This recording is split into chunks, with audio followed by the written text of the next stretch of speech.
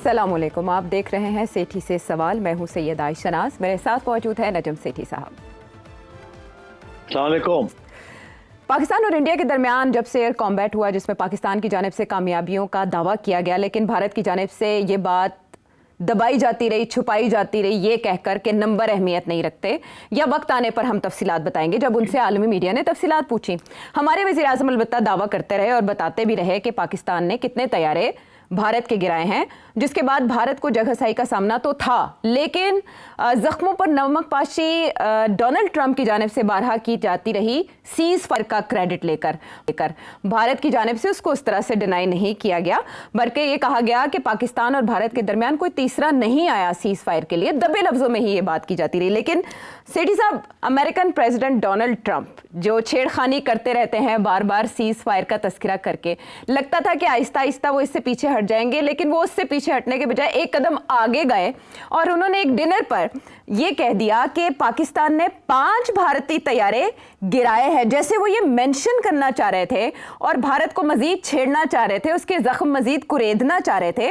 लेकिन at the same time कल मैंने आपसे तबसरा लिया कि रेजिस्टेंट फ्रंट का नाम डाला, टेररिस्ट लिस्ट है उसके अंदर अमेरिका की जानिब से, वो तो भारतीय मौक़िफ़ की तायीद थी। आपने कहा कि भारत को दाना डाला गया है। आज अमेरिकन प्रेसिडेंट का भारत के मुंह पर जनाटेदार थप्पड़ मारना, 5 तैयारों के गिरने का तस्करा करके, पॉलिसी है क्या अमेरिका की जिम्मे में? बिल्कुल बड़ी इंटरेस्टिंग डेवलपमेंट्स हो रही हैं। पहली बात यह है कि मेरा ख्याल है उन्होंने पाकिस्तान का नाम नहीं लिया, ना ही हिंदुस्तान का नाम लिया। उन्होंने कहा 5 तैयारे गिरे हैं जी। अच्छा तो जाहिर है क्योंकि सारी दुनिया तो यही कह रही है कि पाकिस्तान ने 5 तैयारे गिराए हैं और पाकिस्तान भी यही कह रहा है हमने इंडिया के 5 तैयारे गिराए हैं, और इंडिया के डिफेंस ऑफिशियल्स ने यह भी तस्लीम किया है कि हमारे तैयारे गिरे हैं। लेकिन नंबर और इंडिया ने और नंबर अहमियत नहीं रखते, मगर इंडिया ने किसी स्टेज पे ये नहीं कहा कि उन्होंने पाकिस्तान का एक भी तैयारा गिराया है। इंडिया ने ये कभी ये बात नहीं कही।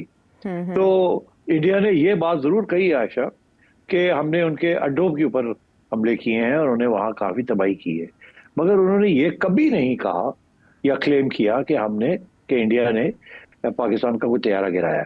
तो इससे ये फिर जाहिर हो गया कि डोनाल्ड ट्रंप जो जिक्र कर रहे हैं वो इंडिया के जो 5 तैयारे गिरे हैं उसी का जिक्र कर रहे हैं, जो कि पाकिस्तान का भी क्लेम है। अब मैं देख रहा था इंडियन मीडिया और इंडियन ट्विटर के ऊपर बेचारे वो कह रहे हो जी हमारा नाम तो नहीं लिया, उन्होंने ये तो नहीं कहा कि पाकिस्तान ने इंडिया के गिराए उन्होंने तो नाम ही नहीं लिया, वगैरह वगैरह। अब अगर इस किस्म की सूरत हाल है तो इसका ये मतलब है अभी भी हिंदुस्तान की पब्लिक या हिंदुस्तानी जो है वो अभी भी तस्लीम करने के लिए तैयार नहीं है। और ये बड़े अफसोस की बात है, बिकॉज ये इट्स अ डिल्यूजन। इसी किस्म की डिल्यूजन में इंडिया की जो फॉरेन पॉलिसी है वो मुब्तला है।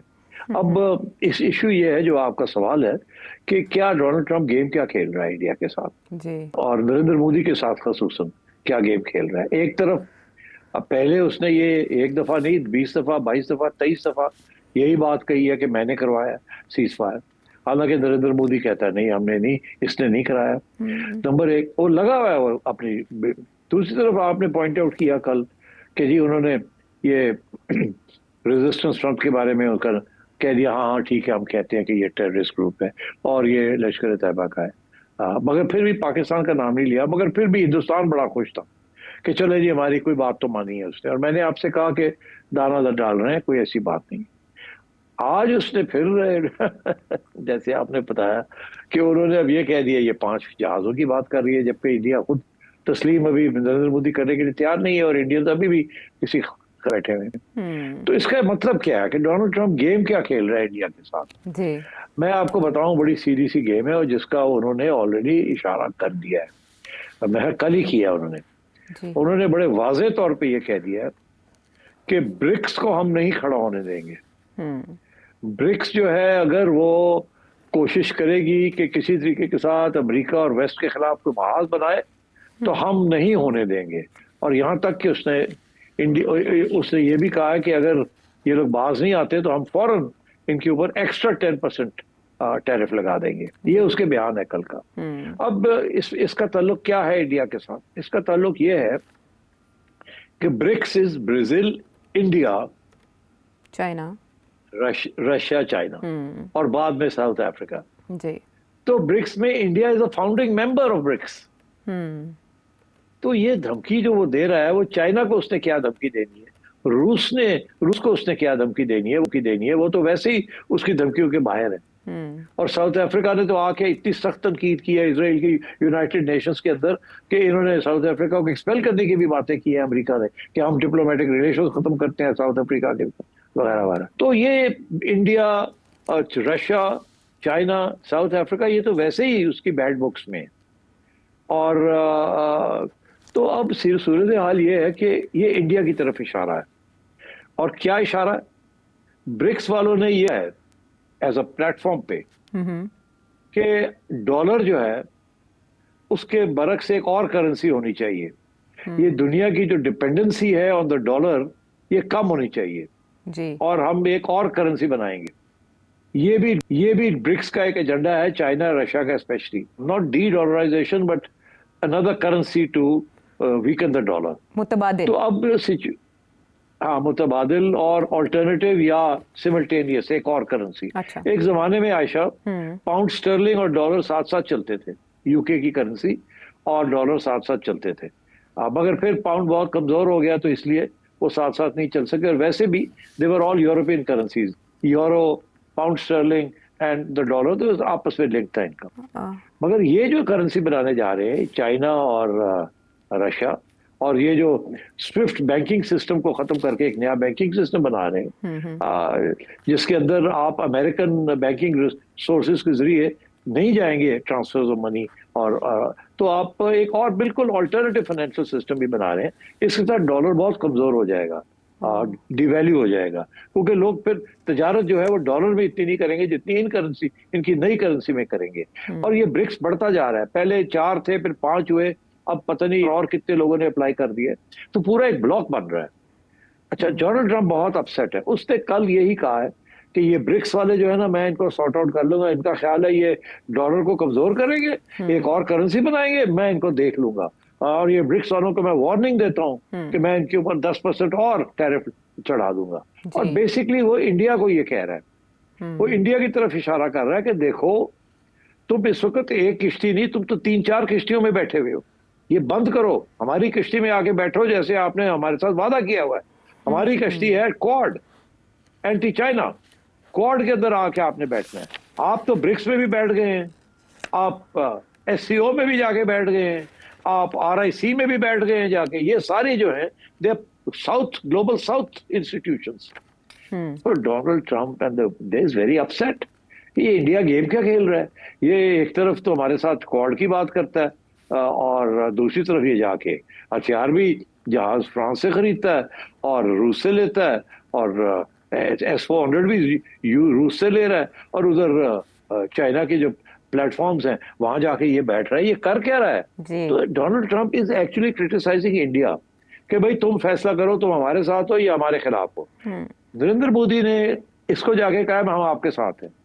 मगर इंडिया की जो एक तारीखी पोजीशन रही है वो यही रही है कि रूस के करीब रहा है और किसी एक ब्लॉक में नहीं गया।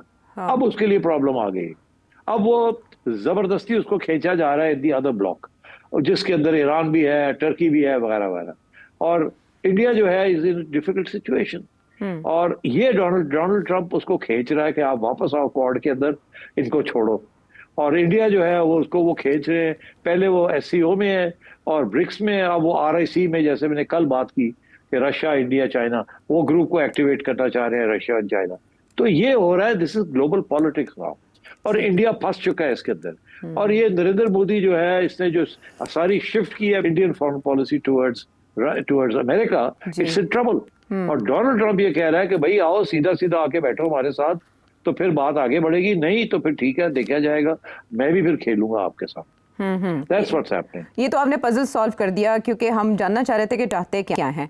अब आप कह रहे हैं कि अमेरिका को लग रहा है कि इंडिया गेम खेल रहा है, बट इंडिया को भी अब यही लग रहा है कि ट्रंप भी उनके साथ गेम खेल रहे हैं, इस तरह के बयानात देकर। बट नरेंद्र मोदी जी हमें चैलेंज करते दिखाई नहीं दे रहे इन बयानात को। क्या इंडिया आउट ऑफ ऑप्शंस हो चुका है इस वक्त, आउट ऑफ कार्ड्स हो चुका है? आप सही कह रही हैं, इंडिया इस वक्त कोई ऑप्शंस नहीं कर रहा, कोई तस्लीम नहीं कर रहा कुछ भी। मगर इंडिया के अंदर आवाजें खड़ी हो गई कि भाई हम कहाँ हैं, किस ब्लॉक का हिस्सा है, क्या नॉन अलाइंड रह भी सकते हैं कि नहीं, नरेंद्र मोदी बोलता क्यों नहीं है, और डोनाल्ड ट्रंप तो हर रोज बोलता है, नरेंद्र मोदी क्यों नहीं बोलता। इसने तो बड़े लंबे चौड़े हमें तारे दिखाए थे कि जी मेरी अमेरिका के साथ जबरदस्त तल्लकात है, मुझे बड़ी प्यार होता है, वो जफिया शफिया डालता रहा उसको एंड सो ऑन। तो वो तो सारा जिंदगी बढ़ गया। तो ये आई थिंक नरेंद्र मोदी के ऊपर जो प्रेशर है इस 3 किस्म के प्रेशर। पहले failed foreign policy regarding America and the West and China. जी. Second, failed foreign policy vis-a-vis Pakistan and SAARC. Right. And third, लोग डोमेस्टिक इकोनॉमी इंप्रूव नहीं कर रही। इलेक्शंस आ रहे हैं आगे बिहार में जी। और आरएसएस नया लीडर ढूंढ रही है। आरएसएस ये समझती है कि नरेंद्र मोदी की जो ना वो एक्सपायरी डेट आ गई है। अब नरेंद्र मोदी जो है वो दुनिया भी उसको एक्सेप्ट नहीं कर रही है कि ये बहुत कोई बड़ी जबरदस्त चीज है और इसने डिलीवरी भी नहीं दी और ये हमारे लिए एक लायबिलिटी बनता जा रहा है। और मैं ये आपसे कब से कह रहा हूँ कि ये नरेंद्र मोदी के ये जो सारा उसने किया है फॉरेन पॉलिसी और China policy, Pakistan policy, south Asia policy and western and policy regarding America, completely chaotic, कोई इसमें सर पैर नहीं है और अभी तक कोई फैसले नहीं कर पा रहा है। तो इसलिए आई थिंक नरेंद्र मोदी इसीलिए वो चुप है, उसको समझ नहीं आ रही मैं क्या कहूं और क्या ना करूं। तो उनकी खामोशी उनके जल्द जवाल का सबब भी बन सकती है। कांग्रेस की जानिब से, राहुल गांधी साहब की जानिब से भी ट्वीट किया गया है कि अभी ये हमें प्रेसिडेंट ट्रंप बताएंगे कि हमारे कितने तैयारे गिरे, ये मोदी साहब को बताना चाहिए था। तो इससे ये कहा जा सकता है कि तैयारे नहीं गिरे, मोदी सरकार गिर गई उस दिन। नहीं, मोदी सरकार अभी नहीं गिरी, मोदी सरकार गिरने जा रही है मगर अभी गिरी नहीं है। अभी तो डोनाल्ड ट्रंप जो है ना उसने प्रेशर डाला हुआ है नरेंद्र मोदी के ऊपर। कोई इसकी बात ज्यादा लंबी चौड़ी नहीं मान रहा है, एक आध घास डाल देता है थोड़ा बहुत टू कीप हिम एंगेज्ड। और अभी भी ये भी चल रहा है ना कि शायद सितंबर में अक्टूबर में वो इंडिया आए, मगर उससे पहले वो नरेंद्र मोदी को टाइट करेगा, वो करेगा। ये टेरिस के ऊपर भी अभी तक सेटलमेंट नहीं हुई। हमारी सेटलमेंट मेरा ख्याल है अगले हफ्ते तक हो जाएगी पाकिस्तान की। हमारे औरंगजेब साहब पहुंचे हुए वहां, मगर इंडिया के साथ अभी प्रॉब्लम चल रहे हैं। और एंड आई थिंक ये ब्रिक्स के ऊपर बहुत नाराज है डोनाल्ड ट्रंप कि ये इंडिया गेम क्या खेल रहा है। बहरहाल इस वक्त हाहाकार मची है भारत में डोनाल्ड ट्रंप के बयान पर। डोनाल्ड ट्रंप टैरिफ को वेपनाइज कर रहे हैं, तो हम देख रहे हैं कि भारत क्रिकेट को या स्पोर्ट्स को वेपनाइज कर रहा है। सेठ साहब, मामला काफ़ी उलझा हुआ यूं है कि एक तरफ एसीसी को लीड कर रहे हैं मोहसिन नकवी साहब, तो आईसीसी को जय शाह लीड कर रहे हैं, यानी भारत और पाकिस्तान यहाँ पर भी एक दूसरे से सींग लड़ा कर बैठे हैं। इंटरेस्टिंग सिचुएशन ये है कि आईसीसी का एक इजलास इस वक्त सिंगापुर में चल रहा है, जहाँ सोर्सेज के मुताबिक मोहसिन नकवी साहब नहीं जा रहे, बट वो वीडियो लिंक के जरिए इसे शायद ज्वाइन करें। But at the same time ACC के हवाले से हम डिस्कस कर चुके हैं कि एशिया कप का जो इजलास है 24 जुलाई को वो ढाका में होने जा रहा है और इस पर भारत को बमा श्रीलंका, ओमान और अफगानिस्तान एतराज है कि वो वहां नहीं जा रहे। सो इस सिचुएशन में अब बताएं, चैंपियंस ट्रॉफी वाले एक्सपेरिमेंट को या एक्सपीरियंस को मद्देनजर रखते हुए कि कौन जीतेगा और कौन पसपा होगा। क्रिकेट हार रही है, किसी की जीत हार नहीं होनी, क्रिकेट की हार होनी। हो ये रहा है कि जब से जय शाह आए हैं तो इंडिया बहुत बहुत बड़ा बुली बन गया, और वो सियासत में भी ऐसे ही है, बीजेपी वाले और यहाँ भी क्रिकेट के अंदर भी। और अब वो बन गया है आईसीसी का चेयरमैन, और आईसीसी के अंदर लोग खड़े होने के लिए तैयार नहीं है उसके खिलाफ, और वो बुली कर रहा है वहाँ। अब उसने ये जो फैसला किया है कि जी हम एसीसी नहीं जाएंगे। क्यों नहीं जाएंगे भाई? आप जब जहां जहां करते थे तो सारे जाते थे ना वहां। अब पाकिस्तान का हक है टू डिटर्मिन दिस, तो उन्होंने फैसला किया कि आप हम बांग्लादेश में करेंगे, तो आप आए ना बांग्लादेश। तो ये Jay Shah is bullying Pakistan and Bangladesh now. पहले तो बांग्लादेश उनके साथ था, अब बांग्लादेश हट गया तो पाकिस्तान में भी जान आ गई है। पहले पाकिस्तान अकेला था, बिल्कुल कुछ नहीं कर सकता था, अब पाकिस्तान में जान आ गई है, बिकॉज विदाउट बांग्लादेश और पाकिस्तान एसीसी फारग है, उसमें कुछ नहीं है, कोई जान नहीं है। मैंने अपने पिछले प्रोग्राम में आपको बताया था कि ये बिल्कुल खत्म होने जा रहा है, और इसकी सिंपल वजह यही है कि भारत जो है वो इतनी सख्त सियासत कर रहा है क्रिकेट के अंदर कि it is impossible now to continue. England के अंदर भी और ऑस्ट्रेलिया के अंदर भी लोगों ने शोर डालना शुरू कर दिया कि आईसीसी को इस बिकम बीसीसीआई, आईसीसी रही नहीं है। तो ये बात चल रही है और किसी न किसी स्टेज पे बगावत होगी वहां। चलो आज नहीं, कल नहीं, परसों कहीं ना कहीं इश्यू बनेगा और शोर पड़ेगा वहां। अच्छा, मगर अभी तो नहीं है ऐसे। अभी तो उसने कंट्रोल में लिया हुआ सारा कुछ। अच्छा, अब सिचुएशन ये है कि जय शाह ढाका अगर नहीं जाता तो क्या ऑनलाइन आएंगे? ये ऑप्शन क्या दिया by गया video है, link? एसीसी की तरफ से ये ये ऑप्शन दिया गया है। हाँ हाँ, एसीसी की तरफ से ये ऑप्शन दिया गया है। जी। तो अब बात ये है कि इसी तरीके के साथ मोहसिन नकवी साहब जूम लिंक के जरिए, इंटरनेट के जरिए वो ज्वाइन करेंगे मीटिंग को। मोहसिन नकवी साहब के और भी मसरूफियात हैं except for being chairman PCB. मगर जय शाह ने ये नहीं कहा कि हम नहीं आ सकते वहाँ। ये तो कोई प्रिंसिपल पोजीशन ले रहे हैं, हम नहीं आना चाहते वहाँ, आप कहीं और करें। क्यों कहीं और करें? कल तो आप ढाका में तो सारा वक्त आप आते जाते थे। अब क्योंकि वहाँ गवर्नमेंट चेंज हो गई है और अब वो गवर्नमेंट प्रो पाकिस्तान हो गई है, तो आप कहते हैं आपने वहां नहीं जाना। आज आप ये कह रहे हैं कि पाकिस्तान नहीं आएंगे आप खेलने के लिए या मीटिंग करने के लिए। अब आप शुरू हो गया कि आप बांग्लादेश नहीं जाएंगे। कल को नेपाल जो है वो भी आपके खिलाफ खड़ा हो जाता है इन पॉलिटिकल टर्म्स, तो क्या आप फिर नेपाल काठमांडू नहीं जाएंगे या नेपाल के साथ खेलेंगे नहीं? ये क्या बात हुई? आप तो बिल्कुल रीजन के अंदर आइसोलेटेड है। तो इसलिए ये आप सारी जो आपकी सियासी नाअहलियां हैं और नाकामियां हैं उसको आप क्रिकेट के अंदर ला रहे हैं और धमकियां दे रहे हैं आप। तो मैं आपसे कह रहा था कि मुझे लगता ये है कि एसीसी का जो फ्यूचर है ना वो इस वक्त डाउट में है। और मैं आपको बता दूं, जो मेरी इत्ला ये है कि पाकिस्तान की हुकूमत ने ये फैसला किया है कि अब हम इंडिया की बुलिंग को एक्सेप्ट नहीं करेंगे। अब हर दफा इंडिया की हर बात मानने पे हम नहीं मानेंगे। तो तबाही होती है तो हो, जिम्मेदारी फिर इन्हीं की है और हम नहीं वी विल नॉट बेंड। इसीलिए मेरा ख्याल है कि आप देखिएगा कि पाकिस्तान की तरफ से भी हार्ड लाइन आएगी। तो अब ये फैसला करना पड़ेगा बाकी मुल्कों को कि क्या वो इंडिया के खिलाफ खड़े होंगे या नहीं खड़े होंगे। और अगर नहीं होंगे तो फिर देखेंगे क्रिकेट जो है वो तबाह होगी।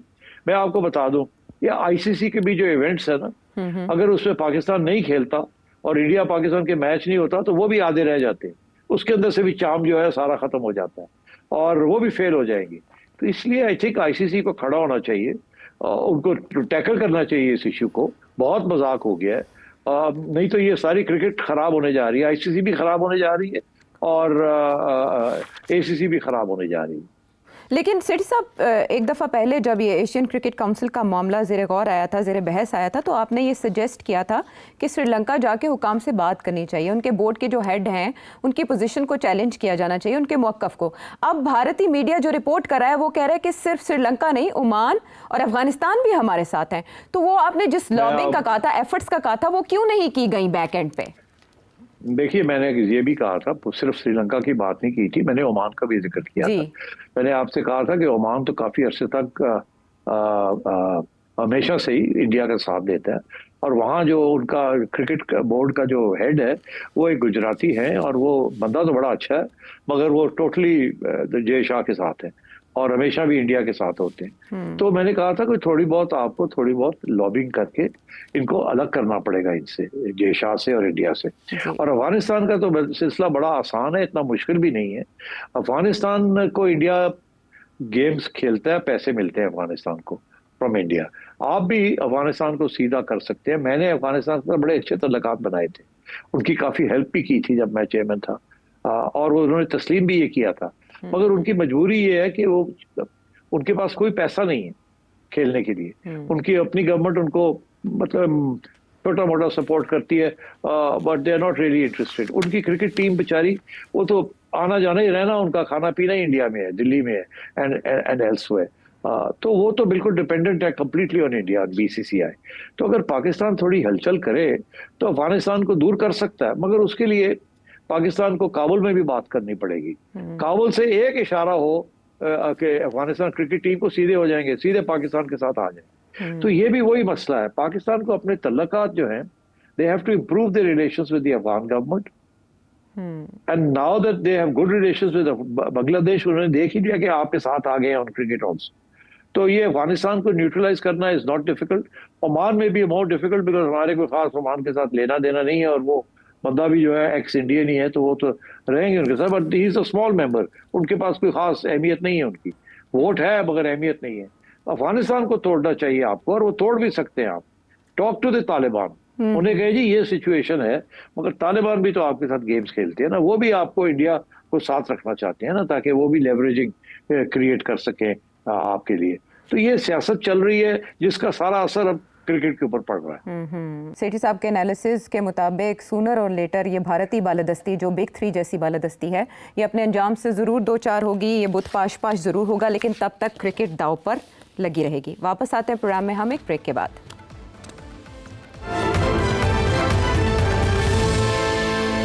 शो में साथ देने का शुक्रिया। और अब आलमी मामलात में से एक पहलू जानना चाह रहे हैं उमर फारूक साहब बुरेवाला से। सर रिसेंटली मैं एक थिंक टैंक की रिपोर्ट पढ़ रहा था जो चाइना और इंडिया के रिलेशन के ऊपर स्टडी करता है। उन्होंने लिखा हुआ था कि अगर दलाई लामा जो है वो अपना सक्सेसर अनाउंस करते हैं तो चाइना नताइजी परवाह किए बगैर हर सूरत में इंडिया के साथ वॉर छेड़ देगा। तो मेरा ये आपसे सवाल ये था कि ये इशू के अंदर क्या इतनी हसासियत है कि चाइना जो है इंडिया के साथ वॉर पे उतर आएगा, और दूसरा ये तिब्बत कार्ड इंडिया के कॉन्टेक्स्ट के अंदर क्या? बड़ा इंटरेस्टिंग सवाल है ये भी, इसका भी तल्लुक वो जो हम डिस्कस कर रहे थे अभी बातें उसके साथ बन सकता है और है भी। देखिए तिब्बत हमेशा तारीखी तौर पे has always been part of mainland of China, उनके अंदर ही आता था। It was autonomous region but it was always part of the Chinese empire in तारीख। चाइनीज इनकलाब हुआ और कम्युनिस्ट पार्टी पावर में आ गई। 1950 में रेड आर्मी जो थी वो चली गई तिब्बत और वहाँ जाके उन्होंने टेक ओवर कर लिया और कहा कि अब ये हमारा हिस्सा है, फॉर्मली इट्स पार्ट ऑफ अस। और मगर उस वक्त दलाई लामा वहीं थे। 1959 में इश्यूज बने और दलाई लामा वहाँ से छोड़ के और वो इंडिया आ गए। और इंडिया आके वो धर्मशाला में उन्होंने रिहाइश की और इंडिया ने उन्हें पनाह दे दी। वो दिन है और आज का दिन है, Tibet is become an issue. China ये कहता है कि दलाई लामा जो है वो हमारी इजाज़त के बगैर आप नहीं बनाएंगे, आप दिल्ली में बैठ के एक नया दलाई लामा बना के हमारे खिलाफ कार्रवाई नहीं करेंगे, साजिश नहीं करेंगे, ये हमारी टेरिटरी है, they are part of us. Dalai Lama कहता है कि मैं सिलेक्ट करूंगा अगला दलाई लामा कौन होगा। मगर इसमें इशू ये है कि अगर दलाई लामा क्योंकि आप 90 साल का हो चुका है जी। अगर दलाई लामा जो है, जो करंट दलाई लामा है, वो सिलेक्शन ऐसी करते हैं जो चीन को पसंद नहीं है या वो एक साजिश का हिस्से के तहत बनती है, तो चीन एक्सेप्ट नहीं करेगा उसको। अभी भी दलाई लामा बाहर बैठा हुआ है ना, चीन चला रहा है तिब्बत को, तो अगला दलाई लामा भी आएगा तो चीन बैठा रहेगा, वो नहीं एक्सेप्ट करेगा। और अगर कोई ऐसा दलाई लामा आता है जो चीन के साथ तावन करेगा और एक अमेरिका का एजेंट नहीं बनेगा या इंडिया का एजेंट नहीं बनेगा, तो चीन को कोई प्रॉब्लम नहीं होगी। मगर करंट सिचुएशन ये है कि ये दलाई लामा जो है ये पनाह ली हुई है इंडिया में, इंडिया इसको प्रोटेक्ट कर रहा है और अमेरिका ये चाहता है कि ये यहीं रहे, अगला दलाई लामा भी जो है वो भी यहीं से यहीं रहे और तिब्बत जो है उसको उसके अंदर चाइना को चैन ना आने दिया जाए। तो अमेरिका की भी गेम है कि दलाई लामा और तिब्बत के अंदर प्रॉब्लम्स क्रिएट किए जाएं फॉर चाइना और उनको एक अच्छी, जिसे कहते हैं ना, जिन्होंने सोटी मिल गई है। तो इंडिया भी गेम प्ले कर रहा है ये। अच्छा, अब सिचुएशन ये है कि तिब्बत इतना इंपॉर्टेंट क्यों है चाइना के लिए, इंडिया के लिए, अमेरिका के लिए? जी। देखिए तिब्बत कहते हैं is the roof of the world. सारे दरिया जो है ना वो कहीं ना कहीं तिब्बत से ही निकलते हैं। अब वो जो इंडिया को दरिया जो जाते हैं वो भी तिब्बत से आते हैं। तो एक तो ये है कि जैसे हम कहते हैं कि हमारा जगुलर वेन है कश्मीर को, कि दरिया कश्मीर से आते हैं, वो हिस्सा जो कि इस वक्त इंडिया के कंट्रोल में है, तो इसलिए हमारे लिए बड़ा इंपॉर्टेंट है कश्मीर। इंडिया का भी यही मौकफ है कि दरिया सारे आते हैं तिब्बत से, तो Tibet is very important to us, कि हमारा भी कोई इन्फ्लुएंस होना चाहिए।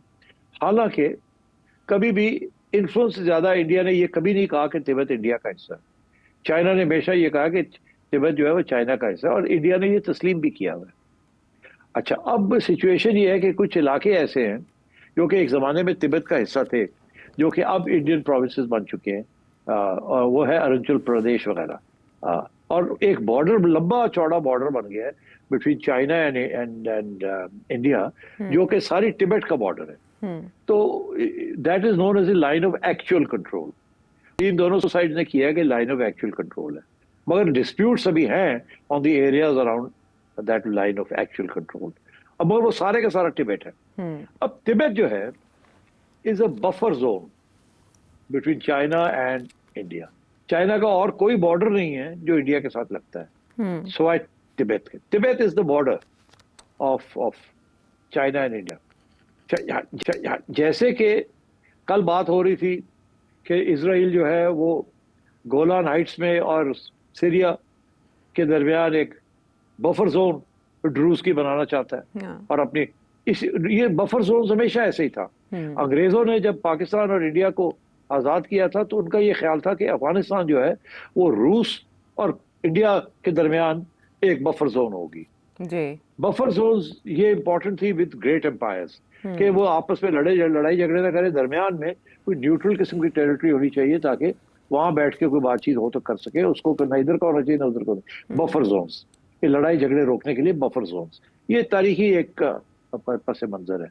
अब तिब्बत भी एक किस्म का बफर जोन है between China and India, but Tibet is now under Chinese control. तो वो बफर जोन उस तरीके से नहीं रही. इंडिया को यही तकलीफ है कि ये एक बफर जोन नहीं रही क्योंकि इसकी आज़ादी नहीं रही. चाइना ये कहता है कि ये ऑटोनोमस रीजन है, अभी भी उसने बहुत आज़ादी है तिब्बत के अंदर, लोकल गवर्नमेंट वगैरह हो, but it is basically under the control of the Chinese, उसे इज पार्ट ऑफ चाइना. तो मैं समझता हूँ कि ये सिचुएशन है. और ये भी बड़ी इंपॉर्टेंट बात है कि अब तिब्बत के अंदर जैसे कि इंडिया ने अपना हिस्सा जो कश्मीर में वहाँ डैम्स बनाने शुरू कर दिए, रेजर्वॉर्स बनाने शुरू कर दिए जिसका ताल्लुक पाकिस्तान के साथ रिवर फ्लो का है, इसी तरीके के साथ चाइना ने तिब्बत के अंदर बहुत सी एक्टिविटी, इकोनॉमिक एक्टिविटी शुरू कर दी है, including building dams and also building roads, क्योंकि वो तिब्बत के जरिए वो जाना चाह रहे हैं टू सेंट्रल एशिया. तो वो तिब्बत को और भी ज्यादा उसकी अहमियत होती जा रही है फॉर द चाइनीज, क्योंकि चाइना जो है is now going to be using Tibet as a gateway to Central Asia also. तो तिब्बत की एक स्ट्रेटेजिक वैल्यू भी बन गई है, पानी का मसला भी है, और फिर ये तारीखी जो इश्यूज रहते हैं वो भी तारीखी इश्यूज भी हैं. और जैसे मैंने कहा, अमेरिका की ये बड़ी कोशिश है कि किसी तरीके के साथ तिब्बत के अंदर अनरेस्ट क्रिएट किया जाए और वहाँ सेटल ना होने दिया जाए और दलाई लामा को सपोर्ट किया जाए. ये तो CIA की तो ये तो एस्टेब्लिश्ड है, इसमें किताबें भी लिखी गई हैं कि CIA ने किस तरीके से 50s के और 60s के अंदर डिस्टेबलाइज करने की कोशिश की थी चाइना को तिब्बत में. एंड तो इंडिया जो है एक किस्म का पैसिव किस्म की सिचुएशन है. अब आगे क्राइसिस आ रही है. क्राइसिस ये आ रही है कि जनाब अब नया दलाई लामा बनना है. वो दलाई लामा इंडिया में बैठ के बनेगा या तिब्बत में बनेगा, इंडिया की और अमेरिका की रजामंदी से बनेगा या चाइना की रजामंदी से बनेगा. तो ये चाइना के लिए this is very important. So I think this is where the game is right now. इसलिए Tibet is very important for China and for India and for America. और ये भी कहा जा रहा है कि चाइना भी नॉमिनेट कर सकता है अगला दलाई लामा, तो उसकी क्या हैसियत होगी, क्योंकि लोग वहाँ तसल्लुत चाइनीज तसराते भी हैं या जान जाने का खतरा भी है. और ये इंप्रेशन भी है कि चाइना जो रिलीजियस या खुदा की हकमियत का तस्वुर, मजहब को भी जदीदियत की तरफ ला रहा है, उसका कितना असर हो सकता है इस इंतखाब पे? नहीं, देखिए, चाइना एक्चुअली जो आइडियल पोजीशन जो चाइना चाहता है, चाइना ये चाहता है कि दलाई लामा चाइना के साथ बैठ के और तय कर ले, जैसे पोप के ऊपर सेटलमेंट होती है कि जी कौन पोप बनेगा वेटिकन का, इसी तरीके के साथ सेटल हो जाए. कोई ऐसा बंदा लेके आए जो कि चाइना को एक्सेप्टेबल हो और तिब्बत के जो बुद्धिस्ट हैं उनको भी एक्सेप्टेबल हो. तो बिल्कुल मिल सकता है ऐसा बंदा, अगर कोई गन ना डाले तो. ओके. बिकॉज देखो, चाइना इज नॉट इंटरेस्टेड कि आपकी जो बुद्धिज्म है उसको कम करे या उसको वाइप आउट करे. चाइना का बिल्कुल कोई इंटरेस्ट नहीं है. वो तो ये है कि कोई अमेरिकन एजेंट ना बन जाए. जो भी दलाई लामा आता है वो अमेरिकन एजेंट ना बन जाए, बिकॉज ये दलाई लामा इंडिया में बैठ के इज डूइंग एग्जैक्टली दैट. तो इसलिए ये उनका प्रॉब्लम है. उनकी जो एक्सपीरियंस है वो सजेस्ट करता है कि Dalai Lama must be a Dalai Lama and a spiritual and religious leader, not a political leader, not a political leader. Okay, ठीक है. बहुत से मामलात इससे जुड़े हैं. बहरहाल दलाई लामा का ये बयान सामने आया था, अभी उनकी 90 साल उम्र हुई है, वो 130 साल तक जी सकते हैं, तो हो सकता है ये मामला भी 130 साल तक चलता रहे. बहरहाल क्या हो सकता है क्या नहीं, आपने जाना. ब्रेक के बाद आते हैं वापस. Welcome back. अच्छा सेठ साहब, जो गुज़श्ता से पैवस्ता एक और सवाल ये था कि क्या ये इतना सेंसिटिव मामला है कि जंग छिड़ जाए दो ममालिक के दरमियान, या इसका बहाना बना लिया जाए? नहीं, मैं नहीं समझता है कि इसके ऊपर जंग छिड़ेगी. देखिए, चाइना ने एक्सेप्ट तो किया हुआ है ना, जब से आके ये बैठे हुए हैं साहब और आके वहाँ से साजिशें हो रही हैं, तो चाइना ने इसके ऊपर जंग तो नहीं की ना. तो अब अगर एक और आगे बैठ जाएगा इसी के साथ, इसका ये मतलब नहीं कोई जंग हो जाएगी, नहीं, आई डोंट थिंक सो। जंग वंग का कोई इम्कान नहीं है। चाइना जंग में इंटरेस्टेड नहीं है। China wants peace and stability, indivisible security, जिसकी मैं बात हर रोज करता हूँ। China will not go to war with India. अलबत्ता ये जरूर है कि चाइना अरुणाचल प्रदेश में वो जो इस वक्त कब्जा है उनके पास, और वहाँ वो और भी गेन्स कर सकता है, और उसके साथ फिर और टेंशन्स बढ़ सकती है। मगर क्या फुल फ्लैश वॉर? नहीं। देखिए 1962 में तो फुल फ्लैश वॉर थी, चाइना तो प्लेन्स तक आ गया, PLA उसकी लिबरेशन आर्मी। मगर जो 2020 में लड़ाई झगड़े में वो तो बॉर्डर के करीब ही होते रहे ना, तिब्बत के बॉर्डर के और अरुणाचल प्रदेश के बॉर्डर के ऊपर ही होते रहे। तो अब और वो उसके साथ China will learn to live with it. Don't forget, China अब इंडिया को लाना चाह रहा है RIC में। चाइना इंडिया में के साथ ब्रिक्स में बैठा हुआ है। China will not go to war against somebody जिनको वो लाना चाह रहे हैं अपने साथ। They learn to live with this. वो प्रेशर टैक्टिक्स रखेंगे। खारिज अज़ इम्कान है इस मामले पर जंग। अब लाहौर से ईसा जलाल राजा ने मूसा जैसा एक सवाल किया है, शामिल करते हैं। आपने एक किताब तहरीर की जिसका नाम सेम पेज था। क्या आज के हालात सेम पेज से सेम स्क्रिप्ट पर इवॉल्व कर गए हैं? ये सवाल और इस सवाल का जवाब सवाल करने वाले और जवाब देने वाले के लिए कितना खतरनाक है? कोई खतरनाक नहीं है, सीधी सीधी बात करते हैं हम। बात यह है कि इमरान खान जब आए थे तो सेम पेज पे थे ना एस्टेब्लिशमेंट के साथ, फिर लड़ाई झगड़े हो गए। ये लोग भी आए हैं, ये भी सेम पेज पे हैं विद एस्टेब्लिशमेंट। क्या यहाँ भी लड़ाई झगड़े होंगे? फर्क दोनों में क्या है? फर्क ये है कि इमरान खान साहब ने बगावत कर दी थी एस्टेब्लिशमेंट के खिलाफ किसी एक स्टेज पे, और जिसकी वजह से फिर लड़ाई झगड़े शुरू हो गए और अपोजिशन ने फ़ायदा उठा लिया उसका। सवाल यहाँ ये है कि क्या शहबाज शरीफ साहब और ये हुकूमत जो है ये झगड़ा ले लेगी एस्टेब्लिशमेंट के साथ? मैं नहीं समझता कि ये झगड़ा लेंगे। ये बड़े दानिश्वर ये बड़े मजे में हैं और तजर्बाकार हैं, इनको पता है, इनके साथ पहले बड़े हाथ हुए हैं, पता नहीं कितनी दफ़ा ये निकाले गए हैं। तो ये सीख के आए हैं, ये बिल्कुल पंगा नहीं लेंगे एस्टेब्लिशमेंट के साथ। इसलिए मैं नहीं समझता कि ये सेम पेज जो है इसका वही फेट होगा जो कि पहले खान साहब का फेट हुआ है। ये लगे जाएंगे साथ साथ। ठीक है, तो ये जवाब अब आपकी तसल्ली के लिए ख़तरनाक बिल्कुल नहीं है जो सेठी साहब ने समझाया। ये है मुअम्मा पाकिस्तान में सिस्टम का। और भी कोई सवाल आपके जहन में और नंबर आपके सामने है। अगले प्रोग्राम तक के लिए इजाज़त दें।